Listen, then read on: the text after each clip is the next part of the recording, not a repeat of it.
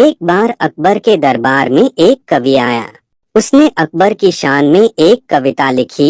अकबर बहुत महान है, वह बहुत दयालु हैं। तो सबने कहा यह तो बिल्कुल सच बात है। उसकी कविता सुनकर लोग उसकी तारीफ करने लगे।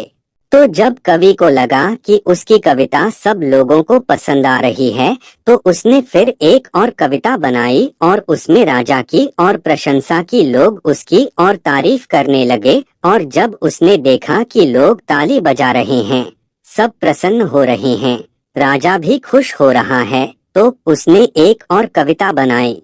ऐसे उसने कई कविताएं बनाई।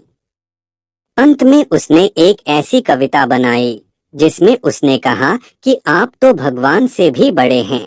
जैसे ही कवि ने यह कहा, दरबार में एकदम सन्नाटा छा गया।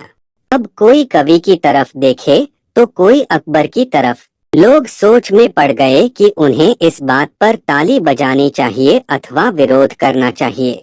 राजा ने देखा कि कोई ताली नहीं बजा रहा है और सारे दरबार में एकदम से सन्नाटा सा फैल गया है। तब अकबर ने बीरबल की तरफ देखा और कहा, बीरबल, क्या सचमुच मैं भगवान से बड़ा हूँ? तो बीरबल ने कहा, बादशाह, आप मुझे एक दिन का समय दीजिए, मैं सोचकर आपको बताऊंगा। लेकिन अब बीरबल दुविधा में पड़ गया। वह जानता था कि राजा भगवान से बड़े नहीं हैं, मगर यह बात बीरबल राजा से नहीं कह सकता था। अगले दिने बहुत सोच समझकर बीरबल राजा से बोले, महाराज, बड़े छोटे की बात ही नहीं है, पर आप एक चीज कर सकते हैं जो भगवान नहीं कर सकते। सारे दरबार में एकदम सन्नाटा फैल गया।